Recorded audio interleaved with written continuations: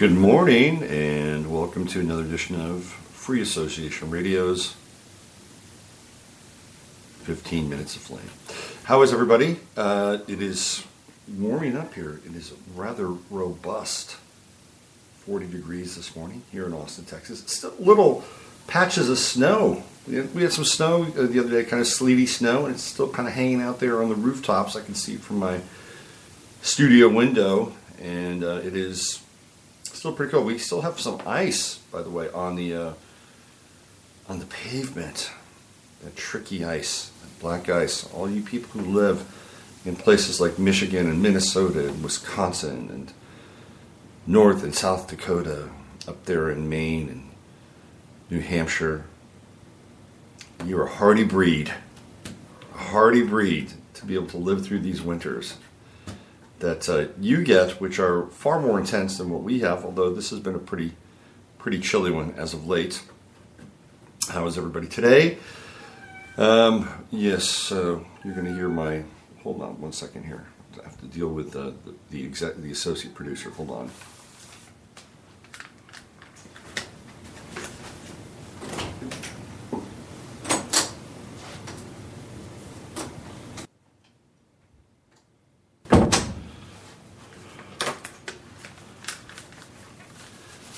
I tell you, these cats with their cigarette breaks and nicotine addictions, hard to deal with sometimes. Yeah.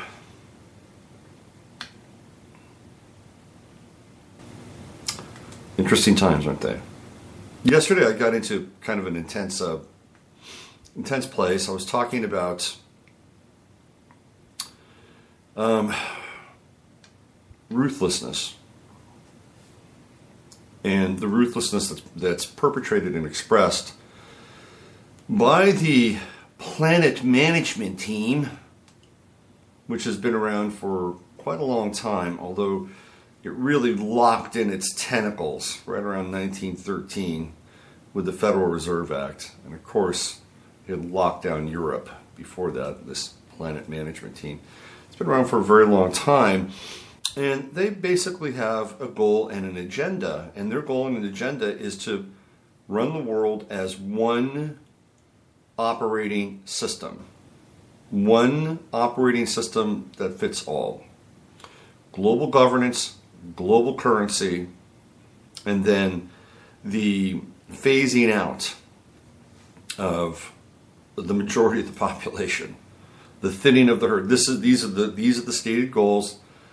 This is all part of Agenda 21, Agenda 2030, the mega city projects, and all under one rubric, which is a globally centralized system. And that globally centralized system is, if you want to look at the model, it's really based on China. China is the new model. It is a state-run capitalist system. Think about that.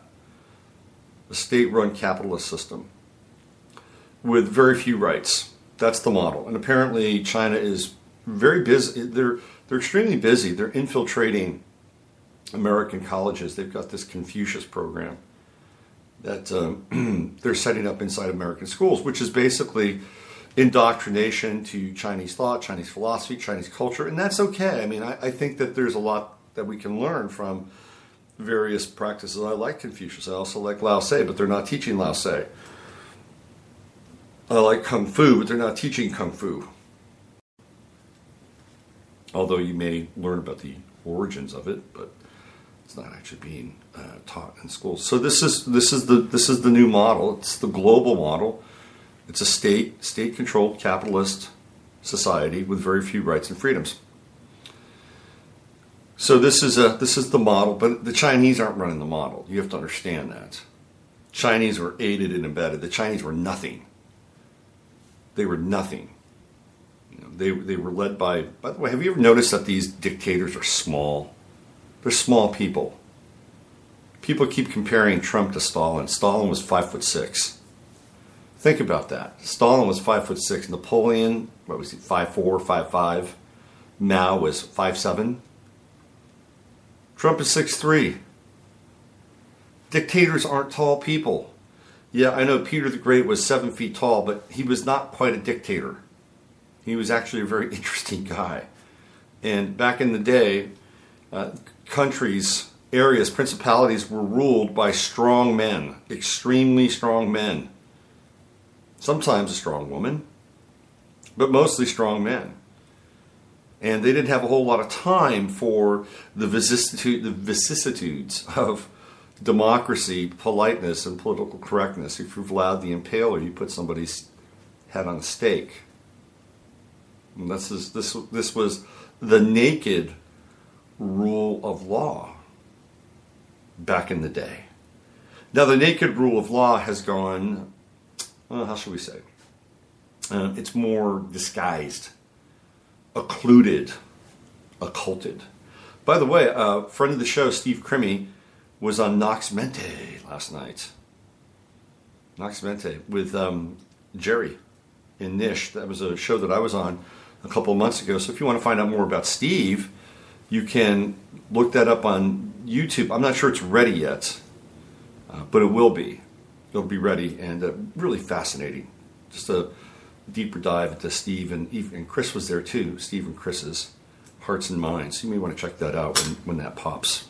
As soon as it's online, I'll point in that direction. So that's the model, okay? It is the Chinese state-run capitalist model, but they were aided and abetted many times over, many times over, by the U.S. The U.S. actually, it was kind of okay, we'll back Chiang Kai-shek and we'll also back Mao. That's a strategy that the Rothschilds have done for ages. The Rothschilds backed England and Napoleon, and they backed the left and the right in this country as well. This is what they always do, and whatever side wins, that side's beholden to them. That's nothing new. And so Mao was getting probably more, because at some point in time, what do? They tilt the scales in favor of one side. So Mao was the ultimate winner of that culture clash and that war. And for a couple of decades, from the 50s pretty much all the way up through the late 80s and early 90s, really the mid-90s, but if you want to look at sort of the level of development and economic might, China was a sleeping giant. It was aided and abetted by the Clintons, who sold them all kinds of state secrets and state technology, and it was really, if you want to go back in time, what the Clintons did with China was an act of treason. It's a total act of treason. And then when democracy could really take root during the protests in Beijing, which was the last time Saturn was in Capricorn, by the way, the Bush administration sat idly by and let those people get essentially slaughtered by their own government. And you know what happened to them. That government doesn't pull any punches, doesn't waste any time, and those people were summarily dispatched and their organs probably removed as quickly as possible for sale on the open streets of the planet. I remember one time, I've told this story before, and this is no knock. Again, I'm not talking about necessarily one person, but I was watching, this was late at night in Oakland many years ago. I was hanging out with my friend, and we went to this Chinese restaurant, which is one of the few restaurants that was open at midnight. Never want to eat at midnight, but I was in my 30s, and my digestive enzymes were good back in the 30s. Anyway, we sat down at this Chinese restaurant quite late, and there was a couple there. And I don't know if you know this about Chinese restaurants, but there's like menus, there's like items on the menu that people can order off of, right? And then there's items that aren't on the menu. And I'm not talking sea snails, which I've actually eaten, and they're not bad, they're not terrible. But there are things on a Chinese menu that are off the Chinese menu that are like, you sit there and you scratch your head and go, wow, this is interesting. And I was watching these two people, and both of whom were Asian. I assumed they were they were Chinese, although one never wants to assume. And they were eating something they didn't recognize. And I was looking at it and going, well, first of all, would I eat that? And second of all, the degree of gusto that they ate this thing wasn't alarming, but it was like, wow, look at those two go at it. And I thought to myself right there, it's like, if the shit really hit the fan and we had to go through some kind of nuclear winter or whatever that bleak dystopian reality might be, these are the people that are going to survive, because they're gonna eat I don't know, grubs or crickets or whatever with gusto. And I'm like, wow, okay. So this was a really interesting insight, and I've seen other things that are similar to this. This is a culture that is really tough, extremely tough, and extremely resilient. I mean, look what they went through with the Cultural Revolution. That was no walk in the park, man. I mean, Mao just basically took everything, and you worked until you died, basically. Had a little bowl of rice on the side. So, whatever China is today, it's clearly a leg up to what it was during the Cultural Revolution. But again, there have been forces from the West that have aided and abetted China's economic rise. And now they are sitting in a point where they're becoming not just a global power, but they're becoming a global power not just by exporting goods that are made cheaply. They're now into the process of extraction in other parts of the world. And apparently they're building a major train line, their version of the Orient Express or something like that, that's going to basically run from China to Europe, and then they're going to have these trains running through Africa. And I'm not sure they're going to be able to link them all up, but they're going to be as close as they possibly can. This is the goal for China. So it's a very interesting to watch this evolution and the metastasization of the Chinese economy, and ultimately the model, which is going to be theoretically the model for the rest of the world. That is kind of what we're talking about. State-run capitalism with very few rights. So, I mean, I just kind of got off on a bit of a China, not an expose, but just been a bit of a China rant there. What I really wanted to talk about today is, well, let me go back to yesterday, because I just want to come back to yesterday and try to cap what happened yesterday off, or what I talked about. And that is this level of ruthlessness that I was trying to discuss. And Carlos Castaneda talks about this level of ruthlessness in his works. And he uses it in the sense that we have to be ruthless with ourselves. And we have to track. And there's a whole kind of notion of us becoming our own predators. And when I mean predator, I'm not talking about a parasitic predator. I'm talking about a predator who's like out in the forest, and they actually have to hunt to live, to survive. That is a predator, right? They've got to go out and they've got to track. They have to track whatever kind of prey or game is out there, and that tracking is internalized. And so we're tracking ourselves. We're tracking our habits, our predispositions, all the things that make us robotic. And so this is Castaneda talks about this. And there's a sense of ruthlessness that's involved with that process of the self. And the same kind of ruthlessness that we internalize, we look at ourselves and say, okay, this is not, here's where we fall short here, here's where we can get stronger here, here's where I need to really look at my habituation, all those points of self-observation and conscious awareness. That ultimately, then we turn that outside and we look around and we say, okay, well, here's the game. This is what's happening. And they're practicing their own form, they being the planet management team, whoever you want to include in that. And we certainly have a number of worthy candidates. They're practicing their own form of ruthlessness in terms of the global model that they want to impart. And that global model gets infinitely more complex as technology increases in memory, speed, and to a large degree acuity, whether it's being programmed by whether it's being programmed by humans or not. At some point, technology will program itself. Keep that in mind. Technology will program itself, and we'll have, in some areas, very little to do about it. It already does it to some degree. If you look at like the smart meter or the smart smart appliance mode in the Internet of Things,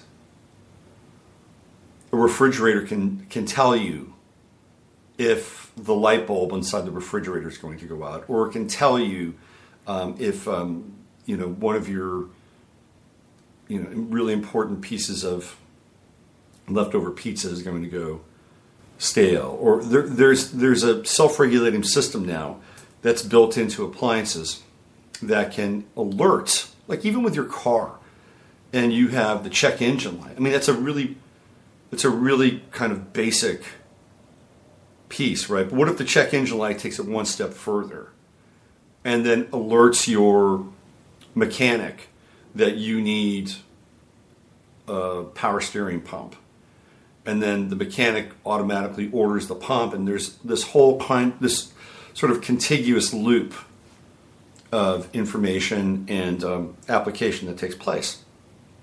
And that's not far out of the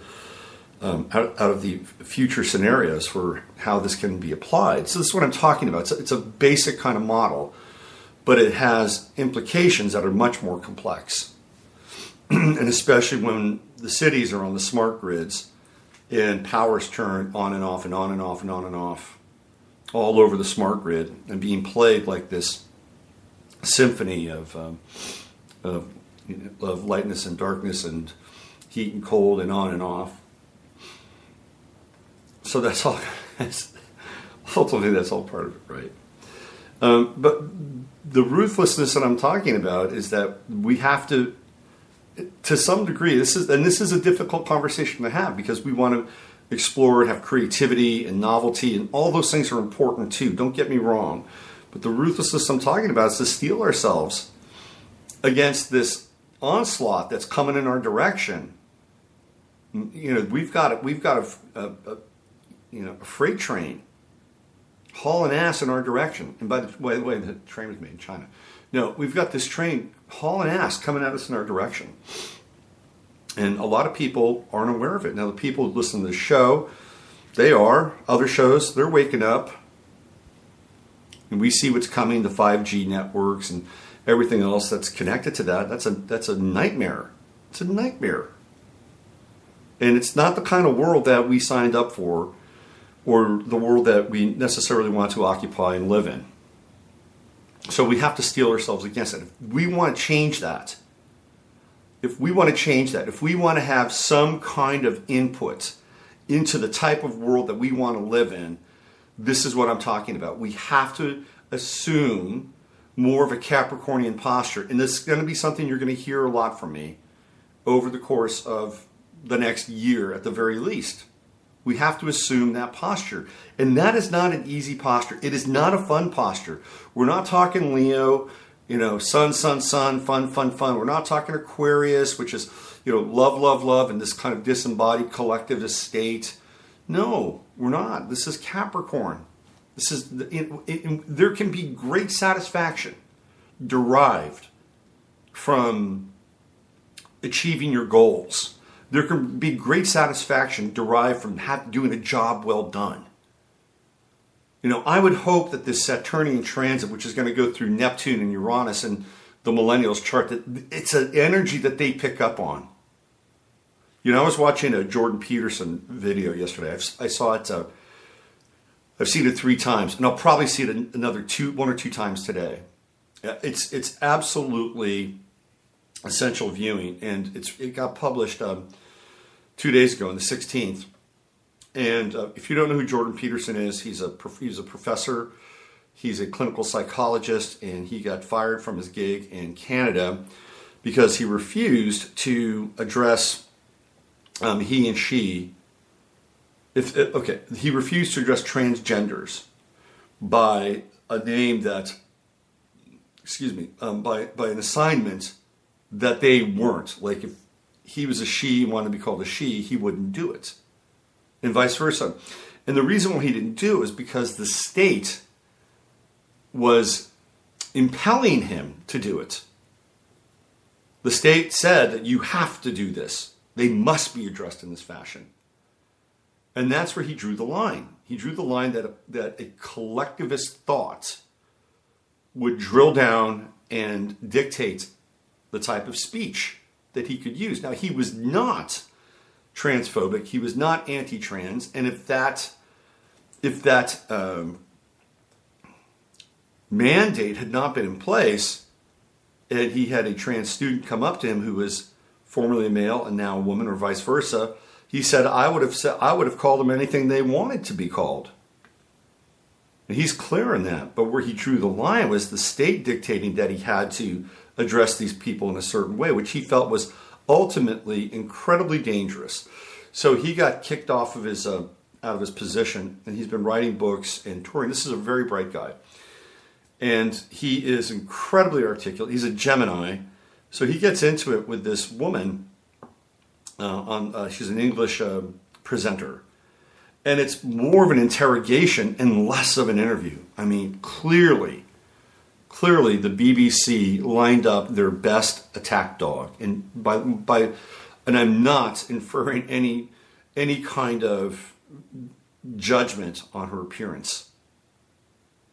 I'm talking about her personality and her style and really what she was primed to do. And this was going to be, I don't even know the woman's name, but this was primed. This was going to be her big takedown. Like if she could take down Jordan Peterson, who is this gleaming example of the alt-right and stands up for these values that men have unfortunately abandoned in order to become more agreeable so that they could have more opportunities to partner and mate, and often with disastrous circumstances or consequences rather. So he's become this interesting figurehead pretty quickly. He's got a new book out and he's doing a lot of shows. So this was the BBC decided that they were going to put this interview together, and this woman was assigned to do the interview. And you could tell she was tough, she was steely. Certainly, she was a pretty hardline feminist in terms of her ideology and her doctrine of equality. And Jordan Peterson eats her up and spits her out because he is. First of all, he's a clinical psychologist, and he's got all kinds of facts at his disposal. Real facts. Like studies. Hardcore. This guy's been in the field for a long time, and he's worked with men and women, and on a personal level, he's done research and consulting. He's locked and loaded. He's got quite a few pieces of very pertinent data to back up what he says. And even when he says something that there might be some ambiguity, at least from a moral perspective, he says, I'm not taking a side. I'm just telling you what the facts are. I'm just telling you what the study says. He's very good. He's very good at what he does. He's extremely clear, extremely articulate. But one of the things he said was that he talks about in the beginning of the interview how difficult it is for young men in our society, which is very, very true, because they don't have any mentors. They don't have anybody, for the most part, that says, I believe in you. I'll get in your face if I need to. This is a fairly common theme for young men that are in the millennial phase, many of whom were raised in broken families and in some cases with estranged parents and estranged fathers. Okay. So what he did is he got in, at the beginning of the interview, he gets in this prescription as to what they need. And what they need is to learn something, to deal with life, to experience pain, to get through whatever it is that they are trying so desperately to get through, or not. because they're stuck and they're caught in this sort of state of stasis, social paralysis. You know, when I was in my 20s, I didn't enter the workforce. I had an interesting kind of work trajectory.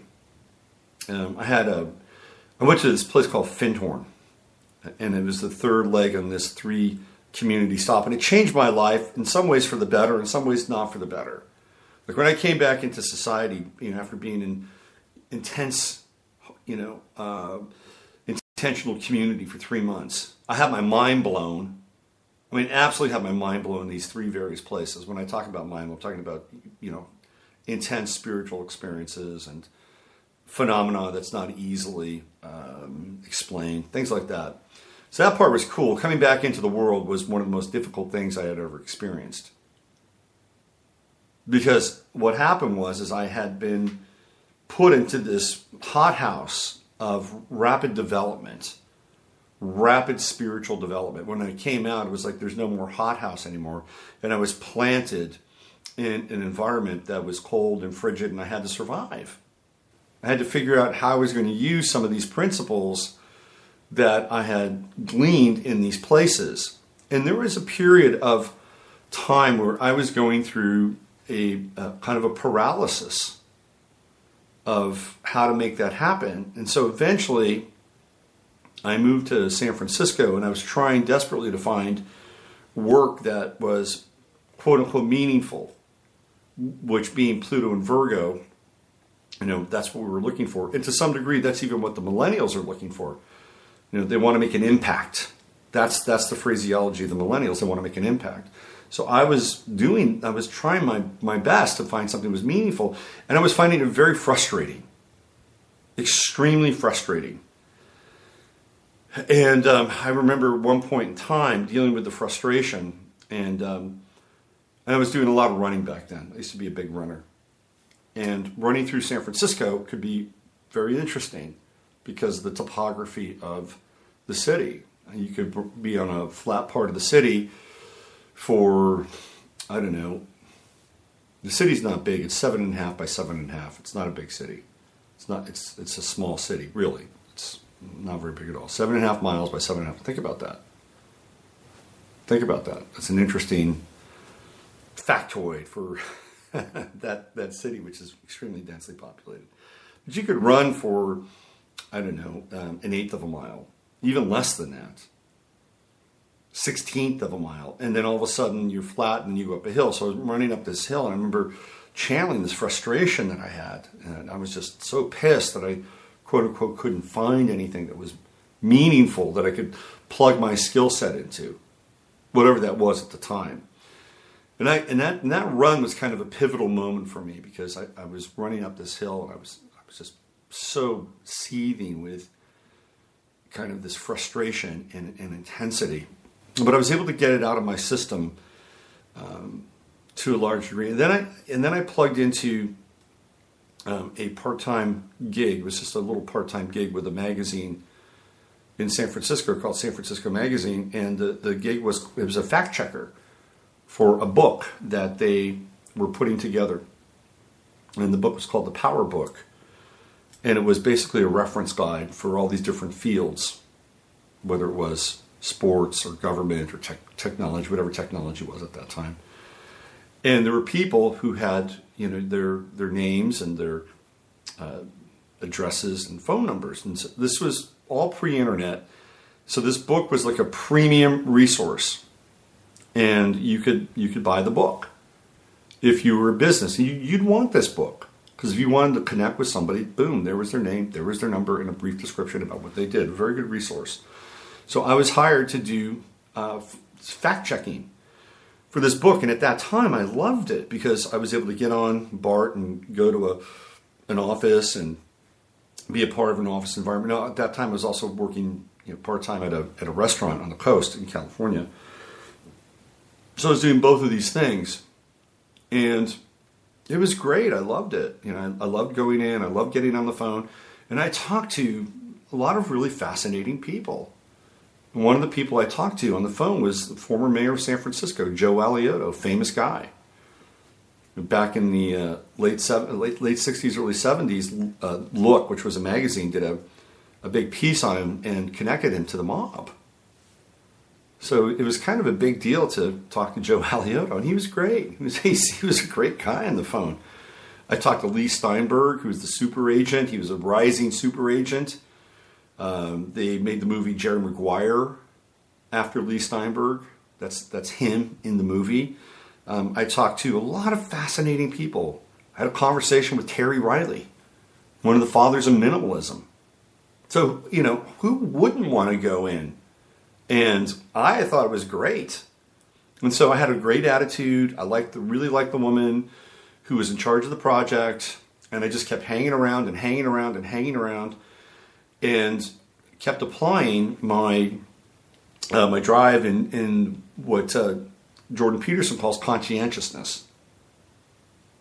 I always show up on time, and I never missed a day. And my attitude was, just give me whatever you have, I'll take it. And I was like that couple in the Chinese restaurant, man. I'll just eat it. Just give it to me. I'm good with it. So this is a very interesting story, at least to me, and maybe somebody out there can hear it. And I'm going to bring it back to Jordan Peterson. So hang in there. There was a kind of a putsch inside the magazine. There was an editor at the magazine, very nice guy. There was, the publishers were from Maryland. One was a socialite. One was an aspiring politician who had been buddies with Spiro Agnew. And, by the way, Nancy Pelosi's husband's office, Ron Pelosi, was right above us. So her daughter would ride the young daughter. We'd see Nancy on the elevator. Ron was a constant fixture in the elevator. You go in, there's a good chance Ron Pelosi would be in the elevator with you. So we were right below that office in a little lane called Belden Place. So there was this kind of revolution inside the magazine, and the editor got into a power struggle with one of the publishers. And he didn't like the publisher's politics. One of the publishers was quite conservative, let's put it that way. So there were a lot of other things going on, and eventually, you don't win in a power struggle with a publisher. And there was this gal who was at the front desk, and she was the receptionist. And what she really, really, really wanted to do is she wanted to be an editorial assistant at this magazine. And she did her version of putting in hours and doing all this stuff. And there was always this thing about money and budget and the whole 9 yards. And the editor, who was on his way out before he went out, promised her that she would get a gig. The first position that opened up in editorial, her name was on it. So after this editor gets basically kicked to the curb, she basically says to herself, I'm never going to become the editorial assistant here. This is my guy. He's gone. I'm out of here. So she quits. So now they need an editorial assistant. And they look around the room, and who's there? It's the guy that showed up every day. It's the guy that said, give me what you got. I don't care to me. And that's true. I mean, when I was there, that little job where I got on the phone and I just wanted to check addresses and phone numbers and the spelling of a name, to me, that was the equivalent at that time of, I don't know, running Microsoft or running Apple. I mean, that's how grateful I was for that little position. And they looked around the room and they said, well, how about him? Let's make him an editorial assistant. And all of a sudden, I've got a gig. And I'm an English major, but let's just say that grammar wasn't my strongest suit in English. I know how to construct a sentence and run-ons and spell. I can spell, and I'm a pretty good writer. But I was not a great editor. My editing chops were not, I was 28 years old. This is like my first journalism gig. And I got into it, and it was good. It was a great run for about a year and a half to 2 years. And I'm telling you this story because I had to hit this wall. And I had to kind of break through the wall and then get to the other side of that. And there was something there. And what Jordan Peterson is talking about is those kinds of moments. And Jordan Peterson connects with men, young men, on YouTube. And in this interview, he says that in the last year, he's gotten 25,000 letters and emails that essentially have said, and these are mostly males, by the way, said that Jordan Peterson has helped them back from the brink of destruction and extinction. And it was like, wow, that's a really powerful statement. But this is what I'm talking about with Saturn now. I'm bringing this back to astrology and Saturn. And being, again, the word, and when I say ruthless, I don't mean ruthless in the sense that it's a psychopathic or sociopathic trait. I'm being ruthless in the sense that there's a quality that an individual develops. And I think maybe this might be more pertinent to men. I'm not saying it is, but it might be. And that men have lost this. Men have lost this trait. Now, there can certainly be a type of ruthlessness that is negative. And then we fall into sociopathology and psychopathology. And that's not what I'm talking about. That type of ruthlessness is extremely predatory. No, I'm talking about a ruthlessness that at the very least makes us aware of what's going on inside of ourselves. And then by doing that, we can then look at the world around us and apply the same type of observation and perception. Because I'm telling you right now, the people that are running the planet are absolutely and utterly ruthless. And they will stop at no juncture, any point along the way, in order to achieve a goal. They just keep coming back to it again and again and again and again. Let's take Trump. Let's bring it into Trump. But before I do, bring it into Trump and the ruthlessness that's being applied to Trump, which is the enigmatic point. And if you are looking at the title of the show today, you'll understand. You'll get it. You'll see what I'm talking about when I talk about it. So hang in there. It's coming. But it's this quality that I think is essential for young men to be able to develop.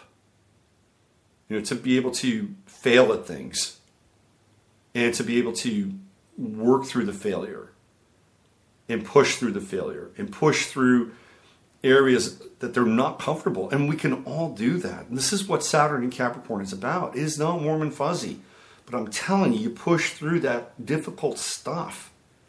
And man, the rewards are plentiful. You can become independent, interdependent, and whatever kind of phraseology you want to use.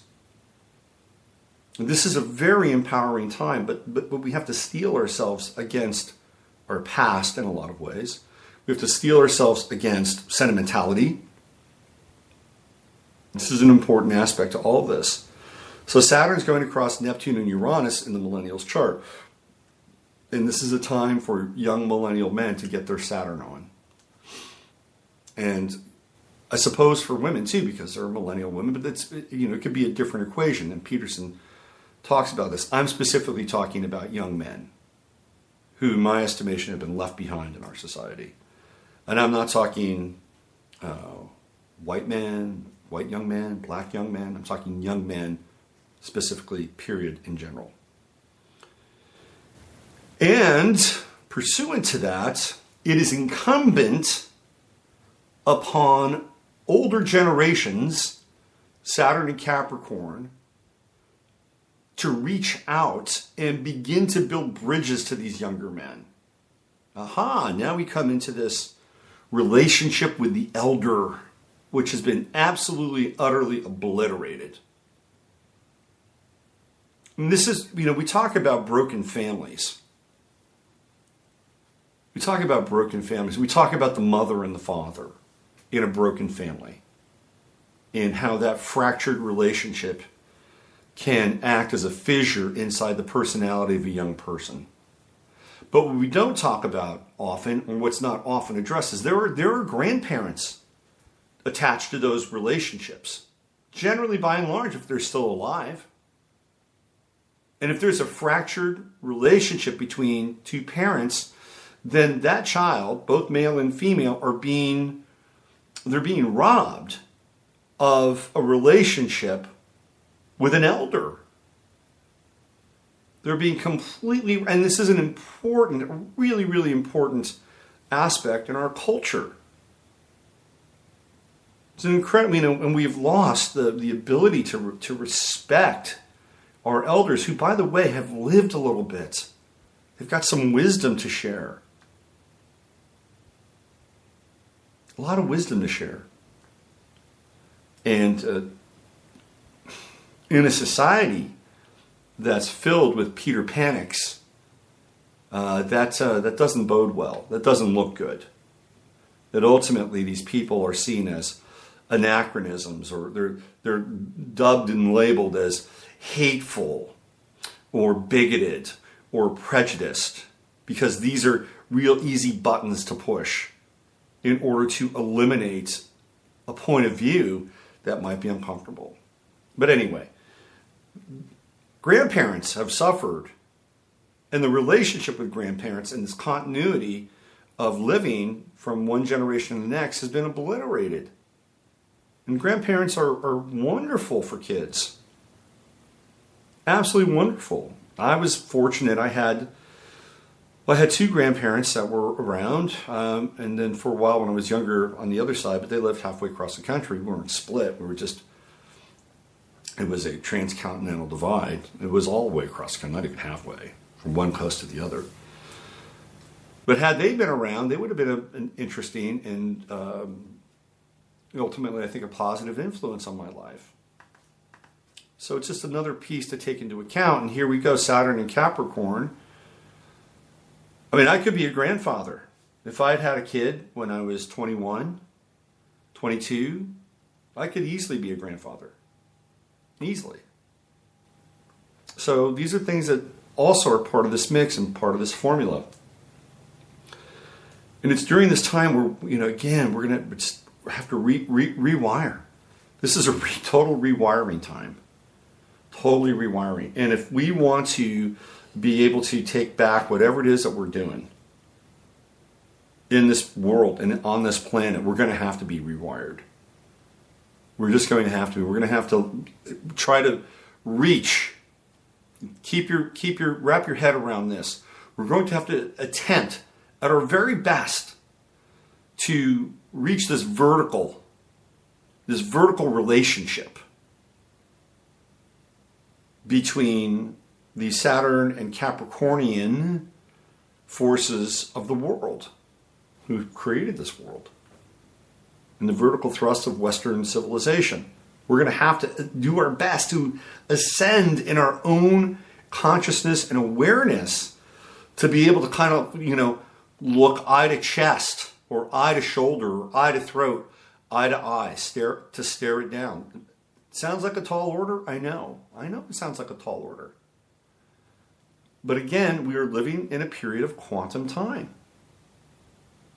What took place? What had to take place? Let's go back 50 years ago and look at change. Look at the type of computers they were using 50 years ago. They're using punch cards. Punch cards.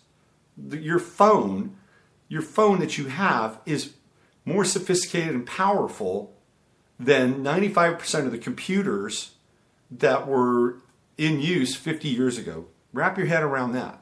Now, that doesn't necessarily make us a better society, but it is an indicator of this quantum effect around computing and technology and even information and awareness. So these are interesting times. And people will say, well, we don't have a lot of time. How do we deal with this oncoming program, this oncoming agenda that is clearly in place and is always working, right? It's almost like this program that's being worked again and again and again and again. The program plugs people in. And these people are plugged in because they don't have any center. They're hollowed out. And so what happens is the program inserts itself. It's like the Matrix.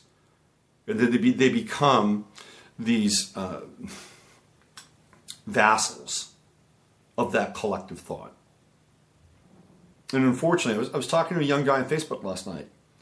And we were texting, and he's a millennial, and he was complaining to me about his generation and how they're just not open to debate.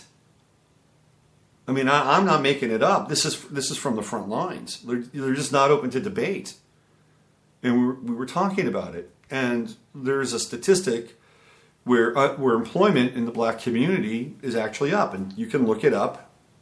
Is it a tremendous amount? No, but it's up. And it's up steadily. It's been up steadily since Trump has been elected. And it's a little higher for black women than black males, but they're not that far behind.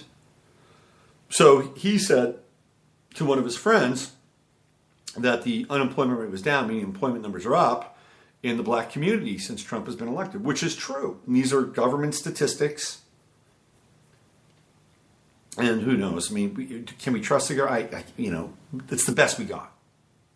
So it's coming off a .gov website. And if they really wanted to lie and they really wanted to fudge the numbers, they'd be bigger, okay? But it's slow and it's incremental. You can see it. It's up and to the right, up and to the right, up and to the right, up and to the right. And so he brought this up to his friends. He said, this is a fact. You may hate Trump, but look what's happening in the African-American community. They're becoming more steadily employed. And then what happened, according to him, is that a debate ensued and he was called a racist and a bigot. And this is what happens. So in their defense, in order to not capitulate, and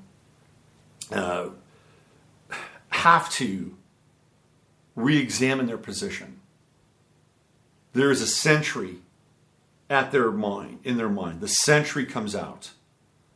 And the sentry basically raises its sidearm and points it straight at the other person and says, you're a bigot and you're hateful. Because what's behind that sentry is a void. It's a cave. There's nothing. There's nothing there. Nothing. So that sentry is the first and the last line of defense. Because if they did not have that sentry in their mind, which was placed there, by the way, that sentry was placed there. That is the front guard. If they didn't have that, then what would they be dealing with? They would be dealing with this crater. If they, the syllogisms of identity consciousness or identity politics are preloaded, right? I mean, the program is preloaded. And once you go through that program, whatever that program is, and whoever you need to quote in order for that program to sound academic, once those things are done and they're exhausted and you actually go in and disassemble an argument or disassemble a point of view or disassemble a thought, which is ultimately the most powerful thing that can happen, is to disassemble a thought. Then what's left? What's left is the vacuum, the void. Where do they go from there? So that sentry comes in and jumps in and points that sidearm, and it starts firing bullets, ad hominem, rounds of ad hominem attack. That's what happens. The ad hominem attack is the most basic assault against another person, and to assault their character. And it is the most base form of retaliation, and in a lot of ways, it is cowardice. It represents a certain type of cowardice. So we were talking about this last night, and he was frustrated What do I do? Look, dude, you just do what you do. Once you get red pilled, you can't go back. You can't go back. And the thing that Peterson is really clear about, and this is one of the points he made that I thought was absolutely brilliant, is that he talks about the transgender cadre, the transgender groups that are aligned with transgender rights, and he makes this assessment that they're connected to Mao. And this host, I'll say host, she's a hostess, I'll say host. This host is incredulous. And Mao killed all these people, and da-da-da-da-da, and how can you make that assertion? And he said they both represent the same thing. They both represent a collectivist thought where the collective thought is more important than the thought of the individual. That they're the same thing. And he shut her down, which I thought was really, really interesting. It was, so we get into this stuff, and we're in a fascinating time because we're disassembling these structures, and it takes a fair amount of gumption. It takes a fair amount of gumption. It takes a fair amount of being able to have to deal with people who won't accept you, who won't love you because you say the right thing. That's conditional. Am I right? Like if you check the boxes, yep, I'm anti-Trump. Yep, I'm anti-this. I'm anti-this. Let's bring in refugees. Let's have open borders. You check. What happens at that point? You're accepted. You're accepted. And that form of acceptance is a low level of love. It's a low level of love. You don't have to worry about it. You can sit around and commiserate and say, oh, he's a miserable asshole, and on and on and on and on and on. It's like... But it's a low form of love, that kind of acceptance. A more difficult kind of love is to not check those boxes, because invariably you will not be accepted if you're in a certain place or in a certain position. For some people, it costs them their jobs. James Damore cost him his job. He swam against the tide. He was not accepted because his thoughts and his perspectives, which were borne out both in the workplace and by studies, were wholly rejected. He was a virus. He had to be eliminated from Google.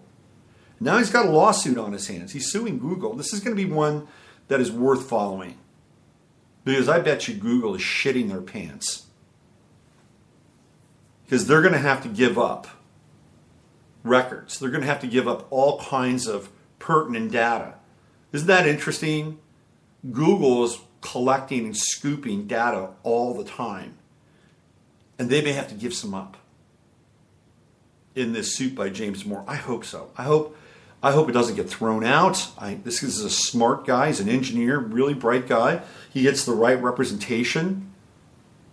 And it could make Google theoretically far more transparent than they've been with us. We'll see. The courts are basically rigged and corrupt. But when you don't check that box, when you don't check those boxes, Hollywood, they had a secret society of conservatives in Hollywood. The secret society of conservatives. They got to people like John Voight and Tim Allen and people that are not arch left-leaning forces in Hollywood.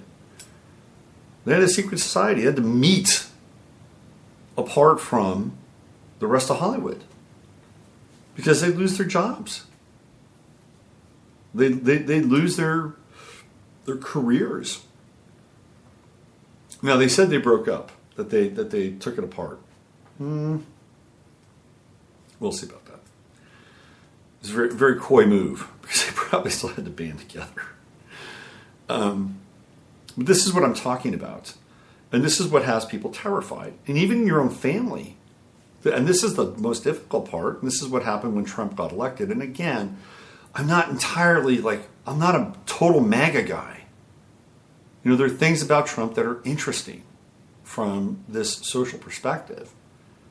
And by the way, apparently Trump is delayed moving the embassy for a year in Jerusalem. Remember, they did that during the Mercury retrograde. They made that announcement during the Mercury retrograde. So a year from now, what happens a year from now? Well, is Trump going to be in office a year from now? And what happens a year after that? This is what presidents do. They kick the can down the road. It's a really good announcement. I mean, for good photo ops in Tel Aviv with Trump and Bibi Netanyahu wearing their powder blue ties.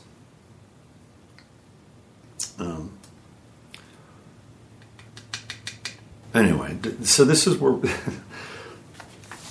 we are. And with Saturn and Capricorn is not warm and fuzzy, and it's not always feel good. It's opposite Cancer. And Cancer represents the womb. That's what Cancer represents. It is the womb. It is the mother. And Saturn and Capricorn is not the womb. It is not the mother. It's not. Capricorn is not. Capricorn is an energy that is bent on not just survival, but ascension. Ascension.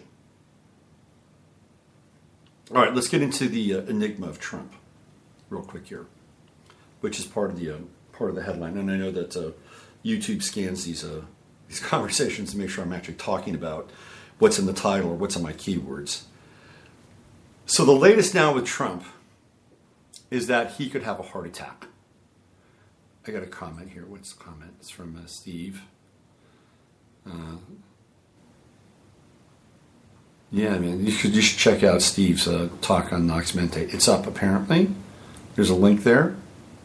So Nox Mente on YouTube with Jerry and Nish. And if you want to find out more about Steve Crimmy, go listen to that. It's very interesting. Very interesting stuff. Hold on a second here. Let's get that down. Okay. All right, so we had Russiagate. The big fat nothing burger. Thank you, Van Jones, for one of the great sayings of 2017. Big fat nothing burger. And there's nothing there. And in fact, you want to look at the dossier, Fusion GPS. It's actually linked to the woman that got that clandestine meeting together between Don Trump Jr. and Secret Agent 00666. A total inside job, total dossier job. Total fake. That's really what should be addressed and talked about. And really bring that shit out, man. So they can't do the Russia stuff on Trump anymore. That's gone. Okay, so what's left? Okay, well he's a bigot. You theoretically use the word shithole, but what they're really been coming at Trump with is his mental health. He's not fit. He's not fit. He's not fit. He's not fit to run. He's not fit to serve. He's not fit to lead. None of these things. So he just has a mental examination, psychological examination. Of course, the guy is former military. Never met Trump before. Now, Trump as, and this is where it gets, like if you go to websites on the left, they'll say, well, you know, Trump is the commander-in-chief. And he can order him to do anything. Like he can order him to ask a really simple question like, what type of diet soda do you really like?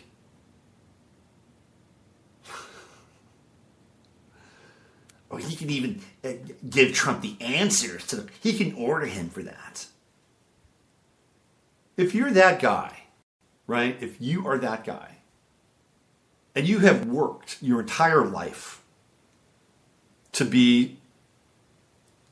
reach a level of success, whether it's above board, honest, whatever, there's a certain amount of energy and discipline and showing up and doing what you do. And nobody always has a clean ascent to where they are. There are moments where we're tested, we have life checks, all that stuff. But if you did that, why would you risk that in a moment with Trump? And you risk your good name, and you've got kids, and all. I mean, why would you do that? I mean, who knows? Maybe he's another sociopath. But anyway, what they're saying is that because this guy was military, he's I believe a naval doctor or psychologist, that he could bend to Trump's will. And therefore the results are invalidated. Never fucking satisfied. But for those who are not hanging out in the dank pockets of resentment and bitterness, that's enough for them, and they can move on. Oh, well, now there's another little piece here that is surfacing. Trump is not healthy physically. Oh, look at all the junk food he eats. Look at all the diet sodas he drinks. And I'm not a big diet soda. I'm not a soda fan in general. You want to drink it, drink it. I don't care. It's your body. Put whatever you want in it. As long as you don't hurt another person. So now the thing is, okay, well, Trump's got CNN's Sanjay Gupta says Trump has heart disease. Trump has heart disease. CNN predicts Trump will have a heart attack. The deep state, that pernicious deep state, is now promoting this idea that Trump is unhealthy and he's going to have a heart attack. You know what the left does? They project. They project. This whole thing with Trump's mental health. Well, how's the mental health of the left? I'm not a right guy. I'm just, there's creeps on the right. There's creeps on the right as well. Trust me.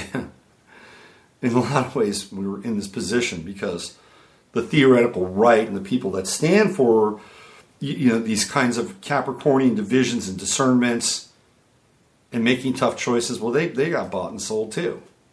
So I'm not going to sit here and slavishly defend the right. But I will make a comment about the left and how they have projected for the entire Trump presidency. They've projected onto him. And the type of hysteria that the left has been shrieking ever since Trump got elected is questionable from the standpoint of mental health. It's questionable. I mean, they're dealing in an area where a lot of the people on the left are incredibly unstable. Unstable. When Obama was elected and when Bush was elected, it was like, okay, it's another day in the neighborhood. I didn't like either of them. It's another day in the neighborhood. Got to get up, got to do what we got to do, whatever that do is. I did not stay in bed for 3 days because this guy got elected. I didn't go marching off to Washington and scream my head off because he got elected. It was hysteria. It was hysterical. And so that level of imbalance is projected onto Trump. Total projection. Now, I'm not saying that he might have had some moments where the clutches slipped. I don't know what's being pumped into the White House in terms of frequencies. I don't know if, we have President clone one day and President unclone the next. I don't know. There are levels here where there could be some cloak and dagger stuff going on.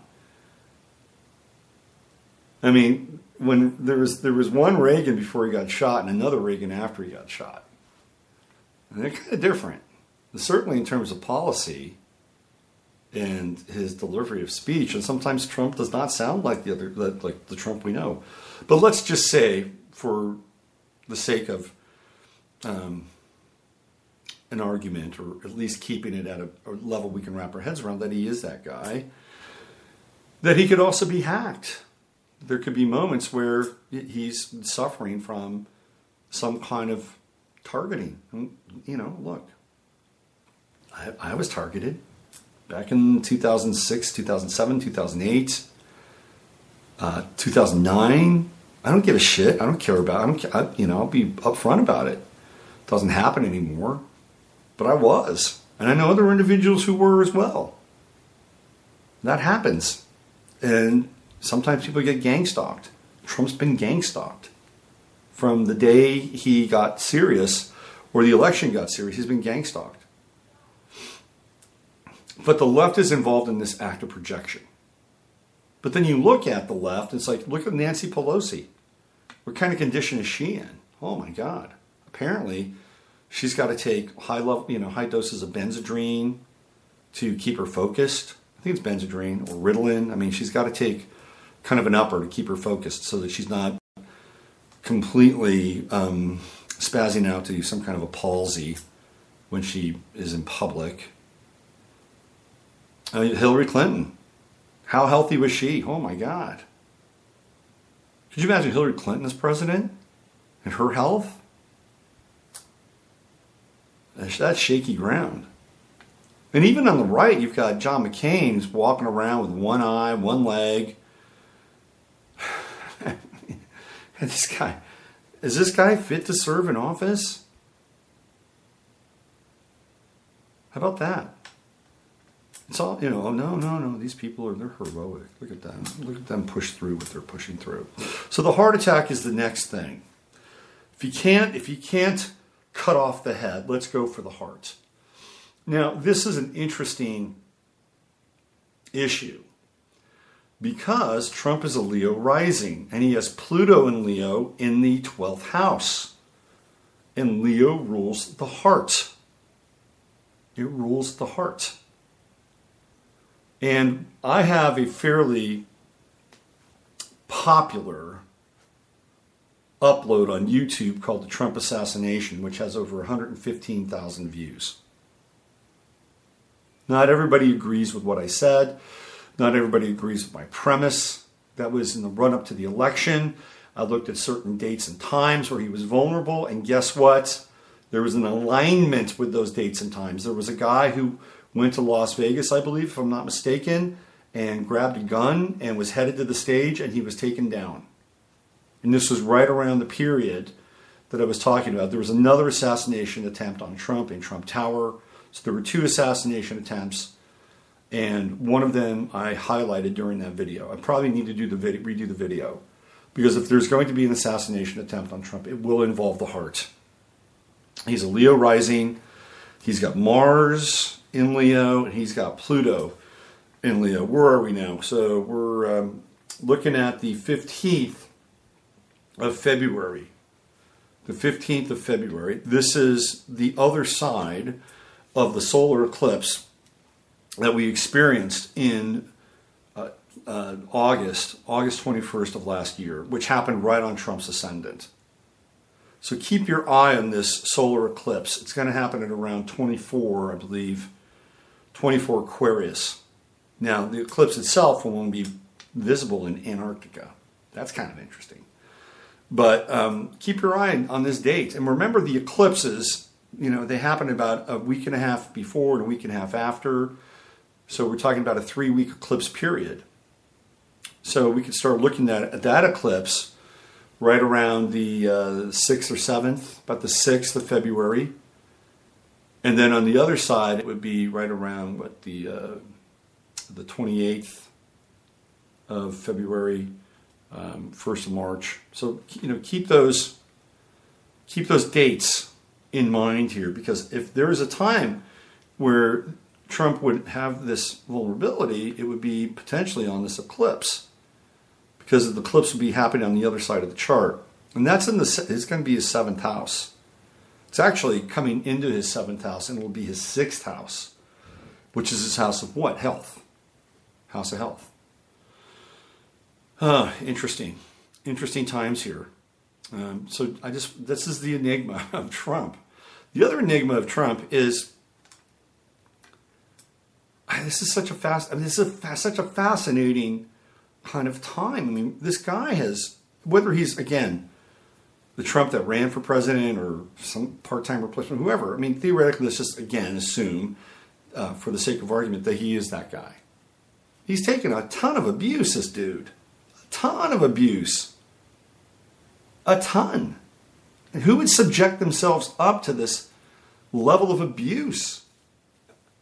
There were people that hacked his hotel in in Washington, D.C., and projected shithole on it, and had the little turd emojis all over it, and they blasted Yelp, and they turned it into a 2-star hotel. I mean, again, I don't care what you think of Trump in some ways. Did he make his fortune in a way that was shady or shaky? He should, of course. Of course. Absolutely. Bailed out a couple times, questionable loans. Look at Felix Sater. Just look at Felix Sater and look at the chain and thread that goes from Felix Sater to Chabad Lubavitch to Trump, and you'll find a ton of stuff, okay? Look, we live in a time, nobody is clean. They're not clean. Obama was not clean, as much as the media would love to have you look back on the wonder days of the Obama administration. The dude was not clean. He was a Manchurian candidate. He was brought into the system specifically to achieve a certain goal. And there's a huge backstory on all of that. He's not clean. George Bush was not clean. The Bush family made money off of the rise of the Third Reich. Off the rise of the Third Reich. And made money, a shitload of money, bringing cocaine up from Colombia. Because the Bush's oil business is located in Bogota. So nobody's clean. The Clintons aren't. So let's disabuse ourselves of the notion that these people are paragons of virtue. Far from it. Reagan might have been the closest, but even Reagan has some sketchy stuff in Hollywood and some of the associations he had in Hollywood. So, let's just disabuse ourselves of these notions. Nobody's clean at that level. But let's just say, for the sake of argument, that Trump had a hell of a lot to lose. He had a fortune. How much he has, there's debates about, is he worth as much as he says he's worth? Whatever. But he's got kids. He's got kids and he's got grandkids, and there's a legacy piece here. And he's a Leo rising, and those people are proud.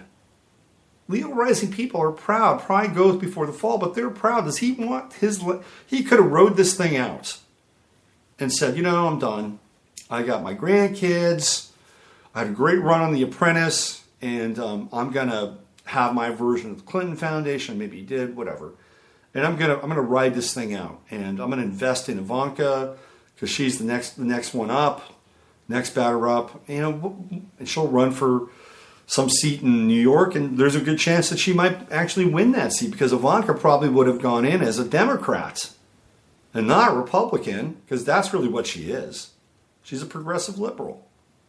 So Trump had a lot to lose in a lot of ways.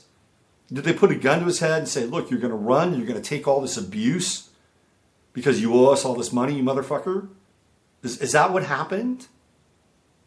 I mean, it has been a constant river, a torrential river of abuse on this guy. I've never seen anything like it. And yet he just keeps on doing it, keeps moving forward. And whether or not he's President clone or not, again, for the sake of argument, let's say he's that same guy, you have to at least admire. You have to admire the fortitude of this dude who is taking shots on a daily basis. I mean, he's in a war. He's in an all-out war with the media. And it could be just another level of distraction. Okay, plug that in, whatever. He's in an all-out war with the media. And that's just what we see. We don't know what's going on behind the scenes. We don't know what's going on in the White House. And on a supernatural level, do you think that there are people who are using supernatural forces, occulted forces, to impact him? Of course they are. Of course they are. So there's power seen and unseen that are assaulting this dude. And again, I'm not here to make this strident case for MAGA. I'm just giving you the landscape. So this is the enigma that I'm talking about. So what happens after, let's say, the eclipse rolls around and nothing happens with the heart attack, and he keeps ticking like the Energizer Bunny? What's next? Well, they went through Russia. They went through the bigot piece pretty quickly. That may come up again. They went through his mental health. They went through his physical health. What's left after this? Where are they going to go after this? It's a fascinating thing to watch. Another fascinating thing to watch are the people inside Trump's cabinet, a lot of whom I don't really like. And it's weird how they do these flip-flops. Like Rex Tillerson was a guy that wanted diplomacy in North Korea. Now Trump wants to talk, and Tillerson says we're not talking. And that we better get prepared and ready for a war with North Korea. I mean, this is the shit that is really, it drives you crazy. I mean, you could if you really. Oh, I thought he was into-war. Now he's pro-war. I thought he was leaving. Now he's not. It's like, this is again part of this enigma and what happens inside this so-called administration. And then you have Kelly, who said, "Well, President Trump was misinformed about the wall." Oh, really? And again, am I a wall guy? I'll tell you what, if it improved the quality of this country and improving the quality of this country's services, if we were able to divert the huge amount of services that are connected to people inside this country who illegally come into it, and we can help people in the inner cities and the Appalachians and get them off of opioids and get them into work programs that can turn their lives around, absolutely. Absolutely 100%. I would do it. But only if those things happened. Only if those things happened. Not just to, not to have the wall become the version of the United States as the gated community. No. No. There would have to be assurances that whatever resources were now available would be redirected in other places. Yeah, I'd be open to it. But really what I'd be open to is strengthening Mexico and having Mexico be a place where people want to stay. They want to hang out. They want to raise their families. And that they have their own version of a thriving economy. That's what I would really wish for. Strengthen the immune system. The reason why people leave Mexico is because it's a sick country. It's a sick country. And I'm not saying sick in the sense that, these drug lords, will leave decapitated heads or decapitated bodies hanging from overpasses, which they do in certain parts of Mexico, to say, hey, you fuck with us and look what happens. No, I'm talking about sick from the internal sickness and immunity. There's not a strong and robust immune system. I'm going to compare that to the economy. And so if it's sick, where do they go? Well, we got to migrate. We got to get the hell out of here, because over there they got jobs, and we can get some really great public services, and we could have anchor babies, and there's a plan there. And to be honest with you, if I was living in Mexico and I had okay, well, what am I going to do? Am I going to live in this place where there's absolutely no future, or I can take my chances and I can go north and I can get a job, I can make money, I can be employed, I can get all these social services? That's a no-brainer for me. I'm headed north. I'm sorry. I'm putting myself inside those people's shoes. What you want to do is you want to make that decision difficult and say, you know what? I'm weighing this out. I'm weighing this out. I'm thinking about staying, because it's about, at this point, 55-45. And even though it's 45 here, it's here. And this is where the rest of my family is. This is where I grew up. And I have some pride, and I'd like to give back and create a better place. That's the kind of discussion inside these people's heads that needs to take place. And I'm just talking about Mexico. I'm not talking about any other country, just Mexico. Make that decision difficult. Right now, the decision is a no-brainer, an absolute no-brainer, which is why it happens. But, he was not informed about the wall. Who the hell is this guy? Kelly.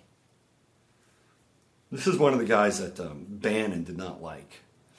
I know. It is trendy to fry and roast Steve Bannon. He's an opportunist. He's always looking for a patron. You know, I actually have compared Steve Bannon to Confucius. And he doesn't like the Chinese. The government, not the people, the government. I like Steve Bannon. I think what Steve Bannon saw was what was happening. He saw Jared Kushner, he saw Ivanka, he saw these generals, he saw people coming in that were subverting the potential for really capitalizing on the momentum of the election. And being a Sagittarius, he could not abide by it. Now, whether he went about it the right way, if indeed he did do these kinds of leaky moments to Michael Wolff, that remains to be seen. And is it the right? I don't know. Keep your eye on Bannon. Keep your eye on Bannon. Keep your eye on Bannon writing a book. That is going to be controversial. Steve Bannon comes out with a book. And I don't know if he signed an NDA or not, but clearly even NDAs can be worked around. Trust me.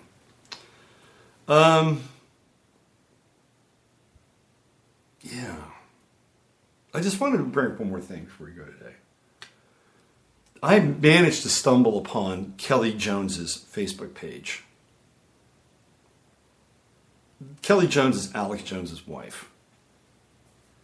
And if you're not following or haven't followed the Kelly Jones-Alex Jones feud, it is something fierce, let me tell you. Alex Jones, when he split with his wife Kelly, he won custody of his kids. Full custody. Do you know how hard that is? Do you know how hard that is in the state of Texas to do that? A guy? It's usually, the kids usually go to the mother. And then the mother becomes the custodial parent. But Alex Jones, through his money, and likely through his Freemasonic connections, won full custody of those kids.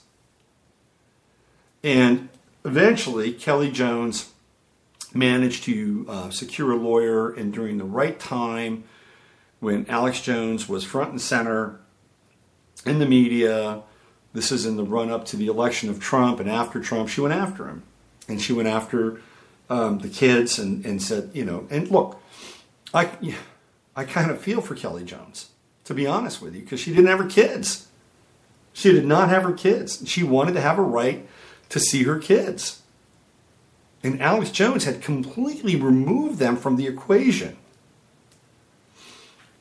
Again, a rarity in Texas, let me tell you. Now, Kelly Jones got a pretty good deal.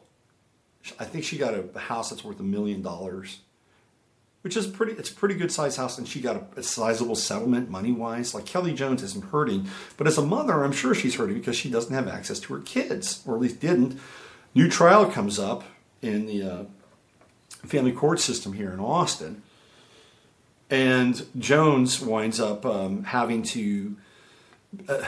They made the mother now for all intents and purposes, the custodial parent. So Alex Jones kind of had to go through what I went through, going through this process in Texas. And well, guess what Alex Jones is doing now? Alex Jones is getting that case reopened. He's got a new trial date, and he's going after his wife again, because he didn't like the outcome. This is what happens when you have resources and you have high fraternal connections. You can do this shit. That's what happens. And I went to Kelly Jones's Facebook page, and she is dedicated, and this is where it trips me out, right? You would think that a judge would have a gag order on Kelly Jones, that she wouldn't be able to talk about the case. You would think that. Because she's got this Facebook page, and her kids are of age where they can go on to Facebook and they can see all this stuff. And this Facebook page is, whatever you think of Alex Jones, I'm not sure Alex Jones is the quote-unquote best person. The evidence really, really, really trends towards him not being the best person, okay? Lots of personal accounts about stuff that he's done. But that's besides the fact that she is literally using this Facebook page to slander him consistently. Consistently. And you would think that a court would say, how can you do this? If you are so